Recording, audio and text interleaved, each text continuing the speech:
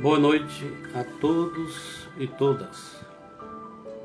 Estamos dando início a mais uma transmissão de palestra da Casa da Fraternidade. A palestra de hoje. Boa noite, Cláudio. Boa noite, meu querido. Como vai você? Tudo em paz? Em paz. Seja muito bem-vindo. Vamos dar início a mais uma transmissão de palestra da Casa da Fraternidade. Amigo, eu vou ler uma mensagem aqui enquanto as pessoas estão aí acessando, para ir nos preparando para fazermos a prece. Espere passar. A tormenta dos problemas e complicações vem destruidora. Você está sendo levado a posições que não imaginava defrontar. Mas aguarde. As situações se modificam e se acomodam, acabam passando. Quando menos você esperar, tudo surge diferente. Controle-se, espere com paciência, resista. Quando chegar de novo a tranquilidade, você gostará de ter demonstrado a sua força. É maior a alegria nascida da vitória sobre si mesmo. Companheiro, com essa mensagem, nós vamos agora fazer a oração, nos preparando para dar início à nossa palestra de hoje, pedindo ao Mestre Jesus, aos nossos dirigentes espirituais, os mentores da Casa da Fraternidade, dirigentes do nosso departamento doutrinário, que eles possam estar conosco. Que Jesus esteja presente em cada fala, em cada sentimento que esta noite aqui será trazido. E vamos então com essas palavras, pedir ao Mestre Jesus a permissão para iniciarmos então a fala de hoje. Companheiro Cláudio Abdala. Cláudio é uma pessoa conhecida no movimento espírita, ele tem um canal no YouTube, né, Cláudio? É o canal Luminoso, né? Canal Luminoso, Caminho Luminoso. Também ele realiza outras atividades espíritas, inclusive hoje você vai ter uma outra live, né? Assim que terminar essa, não é isso? Vamos ter uma outra live sobre os 6 inimigos da criatura humana. Exatamente. Às 9 horas, então, quando terminarmos aqui, a gente só faz mudar um pouquinho e continua com o Cláudio para outra atividade também de cunho espiritual muito importante. Cláudio, nesse momento eu peço a todos os nossos companheiros já conectados à espiritualidade maior, que possamos encaminhar para vocês sentimentos de paz, de luz, os nossos melhores sentimentos para que, como forma de gratidão por sua presença no trabalho que aqui realizaremos. Fique à vontade, o espaço é seu. Que Jesus nos abençoe, que Ele continue nos iluminando sempre, principalmente agora que estamos enfrentando um momento muito difícil. A humanidade toda passa por essa pandemia que nos convida a reflexões profundas sobre a nossa vida, sobre o nosso relacionamento interpessoal, o relacionamento entre as nações. De repente, nos encontramos isolados, sem um contato social habitualmente realizado, sem retornar às nossas casas espíritas, para as nossas doutrinárias, para os grupos de estudo, nossas reuniões mediúnicas, o encontro com a juventude, enfim, toda a nossa rotina de vida se modificou por causa dessa pandemia, que nos convida a reflexões profundas sobre o sentido da vida e o porquê nós estamos aqui. E coube a nós hoje conversar um pouco com vocês sobre a perfeição moral. É um capítulo do terceiro livro de O Livro dos Espíritos, ou terceira parte de O Livro dos Espíritos, capítulo 12, que trata da perfeição moral. É importante, principalmente nesse momento que nós estamos vivendo, percebermos que somos todos filhos de Deus. Somos criaturas divinas, que fomos criados simples e ignorantes, para alcançarmos os páramos da luminosidade, da perfeição que nos cabe atingir. Existem duas fatalidades, me permitam usar a redundância. Existem duas fatalidades realmente fatais. Uma fatalidade física, material, que é a morte. E outra fatalidade espiritual, que é a perfeição. Todo corpo que nasce morre, e todo espírito que é criado tem como destinação a sublimidade, a sublimação, a perfeição, a plenificação. Como nos diz a frase, do átomo ao anjo, que um dia também foi átomo. Isso quer dizer que o nosso destino é a felicidade, é a luz. Nós vivemos num mundo de provas e expiações. Se houvesse um campeonato universal, a Terra estaria na 4ª divisão, porque nós temos os mundos celestes na primeira, os mundos felizes na segunda, os mundos de regeneração na terceira, os mundos de provas e expiações na 4ª e os mundos primitivos na 5ª. Então, nós estamos na 4ª categoria de mundos. E mundos de provas e expiações são caracterizados por habitantes imperfeitos. Habitantes em que... Eu estou ouvindo um retorno aí, gente. Não sei se vocês estão ouvindo um barulhinho no fundo. Está havendo um retorno aí, mas prossigamos. Então, nós vivemos num mundo de provas e expiações que é caracterizado por habitantes imperfeitos, aonde predomina ainda o egoísmo, aonde predomina o interesse pessoal e o apego às coisas materiais. As nossas imperfeições, basicamente, são caracterizadas nisso. O apego que nós temos à matéria e o interesse pessoal que ainda domina as nossas ações, o nosso comportamento.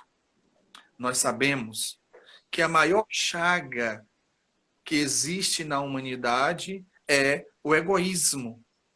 O egoísmo é o pai de todos os vícios, de todos os defeitos. É ainda resquício de nossa animalidade. Entretanto, nós estamos num processo constante de crescimento. Como nós falamos, a lei da evolução, a lei do progresso, em realidade, são leis inexoráveis. Todos nós estamos nesse processo de crescimento. Até aquele que parece estar parado, está em movimento. Muitas vezes, a gente vê uma pessoa com determinado comportamento na vida, né, extremamente material, e muitas vezes a gente pensa, mas meu Deus, o que é que está servindo essa encarnação para essa pessoa? Porque nós enxergamos ainda apenas o exterior. Se nós formos olhar a encarnação dela anterior a essa, nós perceberemos que houve um avanço.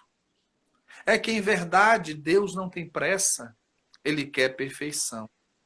E nós temos em nossas mãos o livre-arbítrio para, através dele, aumentarmos a velocidade da nossa evolução, diminuirmos a velocidade ou, muitas vezes, estacionarmos. Mas todos nós atingiremos a perfeição moral.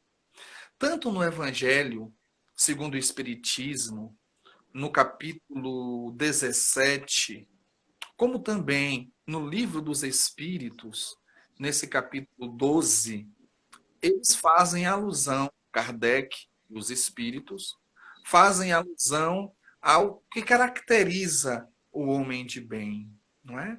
O que é o homem de bem? No Espírito está no capítulo da perfeição moral.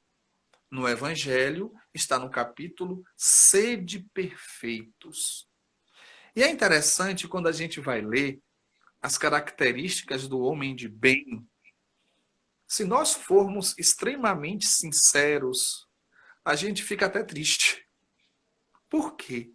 Porque quando a gente começa a ler, nós começamos a perceber que nós nos enquadramos muito pouco com as características do homem de bem. Lá diz assim: o homem de bem é aquele que pratica a lei de amor, de justiça e de caridade em toda a sua plenitude.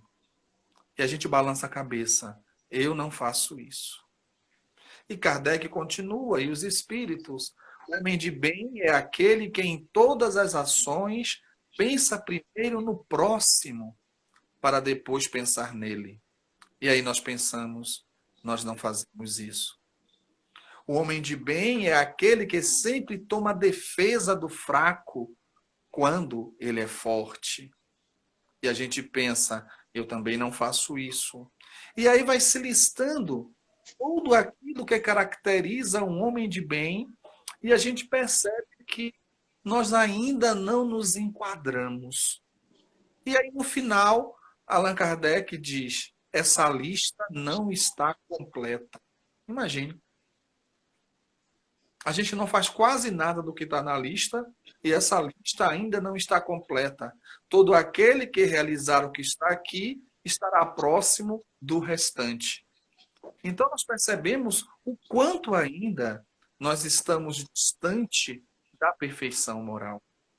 O quanto ainda nós estamos distante da edificação do reino de Deus em nossos corações. Bem, dada essa situação, nós observamos que nós estamos diante de uma realidade. Nós ainda não estamos dentro daquilo que se espera de um homem de bem. Mas como a gente fazer para atingir isso? Afinal de contas, esse é o nosso objetivo, não é verdade? Muitas vezes as pessoas dizem assim: ah, mas eu nasci assim, eu cresci assim, e alguns até brincam, né? A síndrome da Gabriela. Eu nasci assim, eu cresci assim, e sou mesmo assim. Quem quiser que me suporte desse jeito. Outros dizem: pau que nasce torto, morre torto. Até quando queima, a cinza no chão fica torta. Mas tem uma música que diz assim: pau que nasce torto, morre torto. Eu não sou pau, posso me regenerar. E nós estamos dentro desse processo de regeneração. É verdade que em uma encarnação não é possível dar saltos muito elevados, porque nós temos aí o infinito pela frente para crescer. Os espíritos dizem que a encarnação é um segundo diante da eternidade. É um sopro. Mas de segundo em segundo se faz os minutos. E de minutos em minutos se faz a hora. E de horas em horas se faz um dia. E assim por diante. Teresa de Calcutá, certa feita, ela disse em relação ao trabalho que ela realizava: o meu trabalho é como uma gota d'água no oceano. Entretanto, sem essa gota, o oceano seria menor. O que quer dizer que tudo é importante. Todo esforço que nós realizamos para melhorar é importante. Às vezes, um passo apenas. Às vezes, um degrau apenas. Mas é importante para a gente, é importante para Deus, é importante para a vida. Eu gosto muito dessa frase: do átomo ao anjo, que um dia foi átomo. Essa frase, ela é otimista. Ela diz que a gente sai do pequeno para o grande, que um dia foi pequeno. E a gente lembra quando Jesus disse: aquele que quiser ser o maior, que seja o menor. Aquele que busca ser o Senhor, que seja o servo de todos. Como a gente deve proceder em busca dessa perfeição moral? Que para nós ainda está longe, mas nós já estamos a caminho. Porque vejamos, meus irmãos, estamos aqui hoje, não é? O coronavírus nos colocou em casa, isolados, mas arranjamos um meio de estarmos nos comunicando. E estamos agora falando de evolução, falando de perfeição moral, falando de Jesus, falando da doutrina espírita, quando poderíamos estar fazendo outra coisa altamente deletéria. Isso prova que nós estamos querendo crescer. A nossa vontade ainda é frágil, os nossos passos ainda são pequenos, mas dentro de nós já brotou o desejo de se transformar, de crescer, de evoluir. E são esses espíritos que desejam o bem que ficarão para o mundo de regeneração que a Terra irá se transformar. Muitas vezes, quando se fala na regeneração da Terra, nesse novo degrau na escala dos mundos que o nosso planetinha azul irá se colocar, as pessoas pensam que só ficarão aqui os espíritos bons. Não. Se só ficassem aqui os espíritos bons, aqui não seria um mundo, não iria se transformar no mundo de regeneração. Já seria um mundo feliz.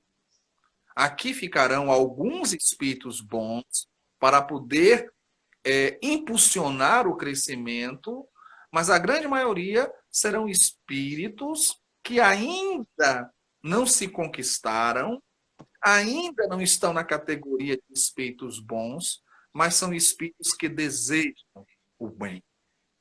São espíritos que desejam se transformar. São espíritos que já perceberam que essa perfeição moral é uma meta. Essa perfeição moral é um alvo a ser atingido. E como nós faríamos isso?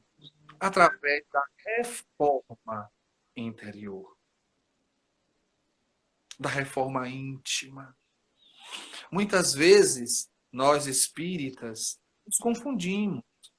Às vezes, nós pensamos que evolução espiritual tem a ver com quantidade de livros lidos, quantidade de passes aplicados, quantidade de espíritos assistidos, incorporados, quantidade de palestras ministradas, tempo que se é presidente do centro ou diretor de algum departamento. Não, necessariamente. Evolução espiritual não é isso. Isso são instrumentos que podemos usar. Evolução espiritual é reforma íntima. Evolução espiritual é transformação de hábitos. É edificação do reino de Deus no coração. Para atingirmos essa perfeição moral. E como fazer essa reforma íntima? E aí nós vamos na pergunta 919 de O Livro dos Espíritos. Quando Kardec pergunta: qual é o meio prático e mais eficaz para se melhorar nessa vida e resistir ao afastamento do mal? E aí os espíritos respondem que um velho sábio da antiguidade afirmou: conhece-te a ti mesmo. Então, a reforma íntima, ela parte do autoconhecimento. Por quê? Porque você só vai reformar aquilo que você percebe que tem necessidade de reforma. Quantas vezes você quer reformar uma casa e você procura um pedreiro, você procura um mestre de obra e você diz a ele: eu quero reformar minha casa. Quanto o senhor cobra? O que é que ele diz? Eu preciso conhecer a sua casa. Eu preciso entrar em sua casa. Eu preciso acessar o interior da sua casa para ver como estão as paredes, para ver como estão as bases, o piso, o teto. Ou seja, para eu reformar a sua casa, eu necessito conhecer a sua casa. A mesma coisa em relação à nossa reforma íntima. Sócrates, quando leu no templo de Delfos, escrito lá na parede, conhece-te a ti mesmo, ele entendeu essa necessidade. Só a partir do autoconhecimento é que a gente vai perceber o que precisa mudar. Não é verdade? Porque eu tenho primeiro que perceber a necessidade de mudar. Não é? Eu tenho que reconhecer as minhas sombras. Eu tenho que reconhecer as minhas imperfeições. Porque se você percebe em mim a vaidade, se você sabe que eu sou vaidoso e fala comigo, Cláudio Manuel, você é vaidoso. Eu digo, não sou vaidoso, não. Eu vou transformar o quê? Se eu tenho certeza que eu não sou vaidoso, como eu posso transformar e tirar de mim a vaidade? Se eu tenho certeza que eu não sou egoísta, como eu posso lutar contra o egoísmo se eu acho que não tenho? Então, é necessário que eu reconheça isso, que eu perceba em mim essas imperfeições e possa desejar mudar, que também é importante. Porque eu posso perceber e não desejar mudar. Como assim, Cláudio? Quantas pessoas, meus irmãos, dizem assim: eu sei que eu sou explosivo mesmo. Quem quiser que me aceite assim, não vou mudar, não. Então, não bastou perceber-se. Ele se percebeu, mas não quer mudar. Então, é necessário nós percebermos as nossas sombras, as nossas imperfeições e ter o desejo de mudar, para a partir daí começar a mudar. Santo Agostinho, ele traz um ensinamento, um conselho muito interessante nesse capítulo do livro dos Espíritos. Ele diz: eu fazia o seguinte, toda noite, antes de dormir, eu rememorava o meu dia. Eu tentava observar tudo o que eu fiz de positivo, negativo, o que as pessoas tinham de se queixar de mim. Eu fazia a revista em todas as minhas ações. E aí, no dia seguinte, você acorda com a intenção de não repetir o que fez de ruim, se possível, consertar, remediar, se desculpar, se for possível, mas não repetir aquilo que fez de ruim no dia anterior. E aquilo que a gente fez de positivo, valorizar e fazer mais. Então, observar as nossas ações diárias. Observe como uma coisa é simples, devagarinho. Observar as nossas ações diárias. Só que tem um outro detalhe que é muito importante, meus irmãos. Muitas vezes, e aí nós, muitas vezes nos iludimos, quando nós fixamos apenas nas ações, muitas vezes as ações podem ser confundidas ou camufladas pelo verniz social e por aquilo que a gente acha. Por exemplo, de repente acaba uma palestra e nós falamos, vamos distribuir mingau na rua com as pessoas, distribuir sopa, pães, é uma ação, é importante. Todos nós estamos exercitando a caridade, exercitando o amor ao próximo, não é? Mas é uma ação pensada, raciocinada, levada pelo impulso do desejo de servir e de se melhorar. Mas existe uma outra parte importantíssima, que é observar as nossas reações. Porque, na realidade, as nossas reações, muitas vezes, fazem emergir sombras que estão lá dentro. Nas nossas reações, nós percebemos como ainda estamos. Nas nossas reações, elas surgem nos atos do reagir sem o verniz social. E a gente consegue, muitas vezes, se ficar atentos às nossas próprias reações, a gente consegue perceber muitas coisas. Quantas vezes eu já ouvi várias vezes assistindo televisão e, de repente, lá no jornal, alguém diz assim: um homem de 38 anos estuprou uma criança de 6 anos. Quantas vezes a pessoa que está assistindo diz assim: ah, se eu tivesse poder, eu pegava esse cara e matava, tirando pedacinho em pedacinho. Olha a reação. Onde está o amor, o perdão, a misericórdia, a indulgência, mesmo sabendo que ele tem que ser preso e cumprir o que a lei prescreve. Mas daí a matar, cortando pedacinhos a pedacinhos, nós estaremos sendo tanto ou mais cruéis do que ele. Não é verdade? Qual é a nossa reação diante, por exemplo, da calamidade da pandemia? Quantos espíritas, estudiosos, espíritas que participam de mediúnica estão apavorados, com medo de morrer? Mas nós não acreditamos na imortalidade da alma? Quantas vezes, quando estudamos o Evangelho de Jesus e temos notícia das épocas apostólicas, de quantos discípulos sofreram naquele século I, II e III, principalmente, a gente falava assim: poxa, eu queria tanto estar lá para dar o testemunho.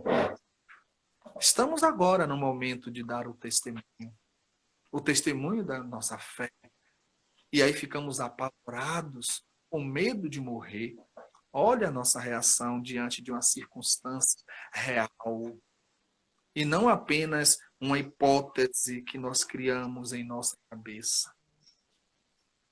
Qual é a nossa reação quando chegamos em casa e algum familiar nos diz que o vizinho disse uma coisa que nós não fizemos? Estamos sendo caluniados. Qual a nossa reação quando descobrimos que a demissão que nós tivemos foi porque um colega de trabalho forjou alguma coisa para nos derrubar? Qual a nossa reação em relação a ele? Qual é a nossa reação quando alguém pisa na unha encravada dentro do ônibus?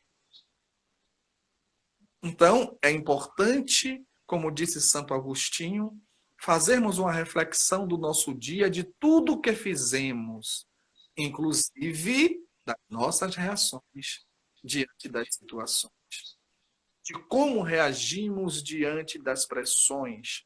Porque no Livro dos Espíritos, no Evangelho segundo o Espiritismo, diz que nos momentos de paz, nos momentos de tranquilidade, é muito fácil ser cristão. É muito fácil ser espírita.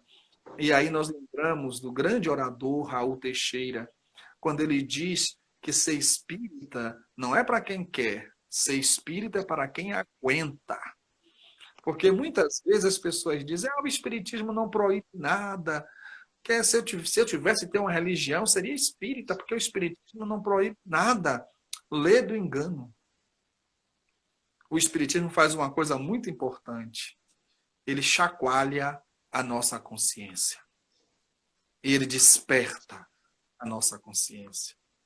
E quando a nossa consciência desperta, não existe juiz mais austero a nos apontar os nossos erros, as nossas falhas, e muitas vezes entristecemos por causa disso, porque esquecemos que o Pai é amor e Ele perdoa sempre.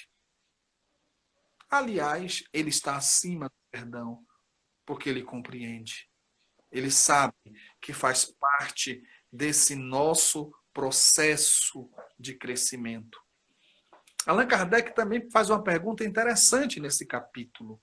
Ele pergunta assim aos espíritos: se é certo a gente observar o erro do outro? Isso é muito interessante.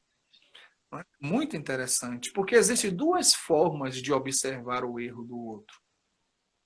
Aliás, três. Vamos botar uma mais ainda nessa história.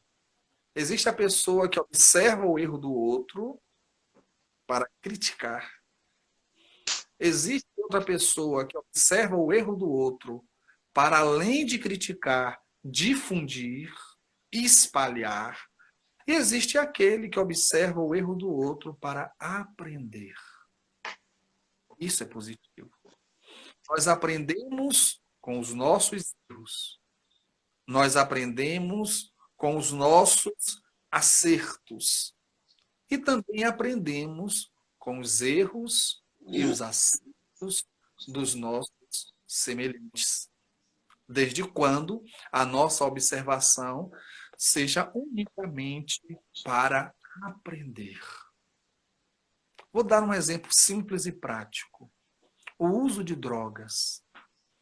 Quando nós observamos os nossos semelhantes, utilizando cocaína, utilizando crack, e a forma que eles ficam como frangalhos humanos, como zumbis, caminhando pela noite. Não é preciso que a gente vá experimentar essas drogas para perceber o quanto são deletérias.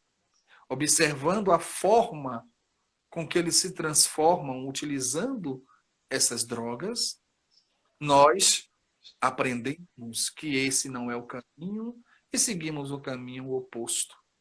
Assim é nesse processo de evolução. Então, nessa perfeição moral que nós estamos buscando, nós podemos encontrá-la através dos automatismos da lei, dos automatismos do próprio processo de evolução, que é justamente aquela técnica da tentativa, erro e acerto. Não é? A gente vai batendo a cabeça na parede, batendo a cabeça na parede até que acerta a porta e a gente entra. Vai entrar? Vai, mas com a cabeça cheia de galos, cheia de ferimentos. Então o automatismo faz isso. Ele também conduz, mas o processo é doloroso. O processo é muito mais lento. E existe essa busca da evolução consciente. Quando a criatura se percebe como um ser espiritual, como a criatura se apercebe, dentro dela existe a herança de si mesma.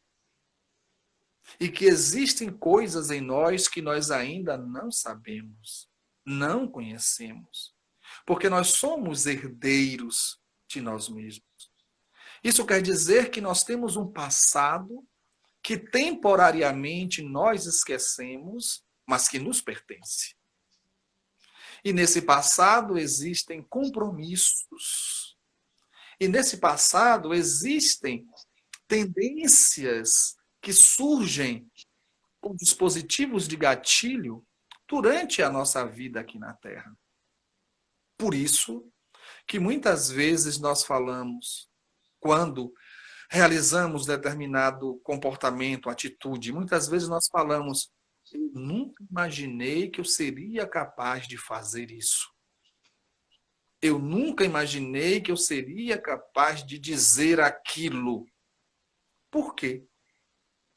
Porque nós nos surpreendemos com as nossas próprias atitudes e expressões. Porque nós não nos conhecemos profundamente. Nós ainda somos desconhecidos de nós próprios. Esse processo de autoconhecimento, esse processo de reforma íntima, nos levará à perfeição moral mais rápido do que batendo a cabeça na parede até achar a porta. Por isso que a evolução consciente, ela faz com que economizemos tempo e soframos menos. E isso depende do nosso livre-arbítrio, da nossa escolha. E quando se fala de perfeição moral, nós buscamos modelos para tudo. Na pergunta 625 de O Livro dos Espíritos, Allan Kardec inquire: qual a personalidade mais perfeita? Qual o modelo de ética e de moral para o homem tomar para as suas atitudes? E a resposta, 2 palavras: vede Jesus. Jesus é o caminho por onde devem trilhar os nossos pés. Jesus é o nosso modelo. Ele se transformou em ponte, descendo do céu à terra para nos conduzir da terra aos céus. Se nós buscarmos o Evangelho e lermos atentamente o Evangelho, nós vamos perceber que Jesus, ele nos traz respostas para todas as situações que a vida nos apresenta. Jesus nos traz roteiros de comportamento para todos os momentos da nossa vida, para as nossas incertezas, para as nossas dúvidas, para os nossos momentos de dor, de sofrimento, para os nossos momentos de encruzilhada, sem saber qual o caminho a seguir. Se buscarmos o Evangelho de Jesus, sem dúvida alguma, encontraremos isto. E ele traz essas questões. Porque é interessante, meus irmãos, muitas vezes, nós como espíritas, eu costumo brincar muito com os nossos irmãos nas palestras, porque há uma diferença muito grande do ideal para o real. Então, quando a gente vai lá no Evangelho, no capítulo 17, Sede Perfeitos, ou vamos lá no Livro dos Espíritos, no capítulo 12, da Perfeição Moral, que nós observamos as características do homem de bem, ali é um ideal, mas ainda não é o nosso real. É importante termos consciência disso. É importante saber aonde queremos chegar, mas é importante saber aonde estamos. De que ponto nós estamos partindo. Porque muitas vezes, quando nós observamos aquelas características do homem de bem, nós queremos tanto tê-las, é o eu atual, o hoje, o esse momento, eu quero. Mas eu não sou só esse momento. Eu trago comigo centenas de encarnações. Eu trago comigo centenas de hábitos arraigados. É como se você levasse 80 anos cavando um buraco e resolvesse tapar esse buraco em 1 hora. Isso é impossível. Impossível. O tempo que você teve fazendo besteira, você vai levar um certo tempo para corrigir essas besteiras. Evidentemente que o tempo vai ser menor à medida que a sua vontade for maior. Mas é necessário um tempo. E aí, muitas vezes, como mecanismo de fuga, a gente termina assumindo uma postura fictícia de ser o que ainda não somos. E eu costumo brincar com os nossos irmãos dizendo que na casa espírita tem lá um armário invisível e nesse armário tem um bocado de asinha. E aí, quando a gente entra no centro, coloca essas asinhas. Pena que eu não posso imitar aqui como a gente anda. Até a maneira de andar muda. A maneira de falar, meu irmão, muita paz. Que Jesus te abençoe. Se é um lugar que tem santo espírito. E depois que sai, deixa a asinha atrás da porta de novo no armário e lá no mundo, salve-se quem puder. E muitas vezes nós passamos a vida inteira nessa ilusão que já somos o homem de bem.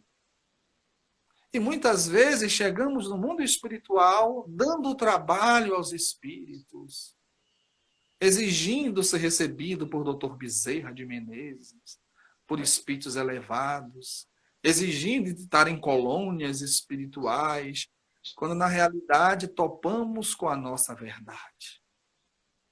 A verdade que fugimos durante toda a existência, criando um personagem de nós mesmos. Por isso, a importância dessa reforma íntima, a importância do autoconhecimento. E eu costumo também falar para as pessoas, além do sol, qual estrela você consegue ver durante o dia? Quase nenhuma, não é verdade? E de noite? De noite, o zimbório é atapetado de estrelas. Mas para que a gente pudesse ver as estrelas de noite, tivemos que penetrar. E é isso mesmo. Dentro de nós existem estrelas. Só que para enxergar essas estrelas que nós temos dentro de nós temos que ter coragem de mergulhar em nossa própria escuridão. Mergulhar em nós mesmos. Buscar as nossas sombras. Levar as nossas sombras à luz. Parar com essa bobagem de achar que é missionário. Parar com essa bobagem de achar que já é espírito de luz. Não. Estamos em processo. Devagarinho e sempre. A perfeição moral é a nossa destinação. A luminosidade é a nossa destinação. Como o filho pródigo, estamos retornando para a casa do nosso Pai. Com você a palavra, meu irmão. Lembrando que logo depois que terminar essa live, Cláudio já entra em outra no canal dele, né, Cláudio? É no claudio.e.abdala.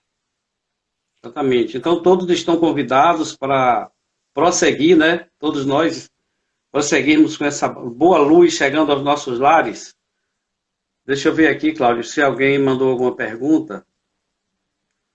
Acho que é porque todo mundo entendeu tudo, sabe? Que bom. Você falou de forma bastante clara. Pois é, Cláudio, nós não temos pergunta até agora. Você tem algum tempinho para fazer as suas considerações finais. Em seguida, você nos brinda com a prece para a gente encerrar o trabalho de hoje.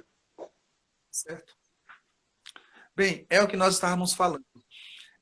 Nós somos o filho pródigo. Essa parábola de Jesus, ela se encaixa perfeitamente em nossa condição. Pegamos a nossa herança, que é a imortalidade, e caímos no mundo, no universo, através das encarnações sucessivas, gastando essa herança. E terminamos no chiqueiro, comendo a comida de porco. Agora, a ficha caiu, como tem no Evangelho. E o jovem caiu em si. E caindo em si, esse jovem retornou à casa do Pai. Então, nós estamos nesse processo de retorno à casa do Pai. Jesus disse que nenhuma das suas ovelhas se perderá. E não há destinação inflexível para o sofrimento eterno. Todos nós seremos espíritos iluminados. Todos nós atingiremos essa perfeição moral. E é com esse pensamento, é com esse desejo, é com esse sentimento que nós vamos orar agora a Jesus, dizendo a Ele do fundo dos nossos corações: Senhor Jesus, permanente inspiração em nossas vidas, abre-nos por misericórdia, como sempre, as portas excelsas de tua providência incomensurável. Doador da vida, auxilia-nos a distribuir ressurreição nos vales sombrios da morte. Príncipe da paz, ajuda-nos a combater o mal com as armas do Espírito. Distribuidor do sumo bem, não permita que os nossos ouvidos adormeçam ao coro dos soluços dos irmãos que padecem nos círculos do sofrimento. Embaixador angélico, não nos concedas paz. Enquanto não vencermos os monstros do orgulho e do egoísmo, cooperando contigo em tua augusta obra terrestre. Dá-nos, amado Senhor, o favor de servir-te. Que o Supremo Senhor do Universo te abençoe, nos abençoe, agora e sempre, que assim seja. Muito obrigado. Muito obrigado, amigo. Nós gostaríamos, meu irmão, de agradecer você em nome da Casa da Fraternidade, toda a sua comunidade. Em breve poderemos mais uma vez estar juntos. Gostaria de aproveitar esse momento para fazer um pedido a todos aqueles que estão aqui conectados nesse momento. Nós temos 34 pessoas. Pessoal, entrem no YouTube, vão no Instagram, se coloque à disposição do Movimento Espírita, né? Assinando os canais, seguindo lá no Instagram, você não gasta nada para isso, né? Aperta o sininho. A Casa da Fraternidade, ultimamente, tem colocado 3 palestras por semana no YouTube.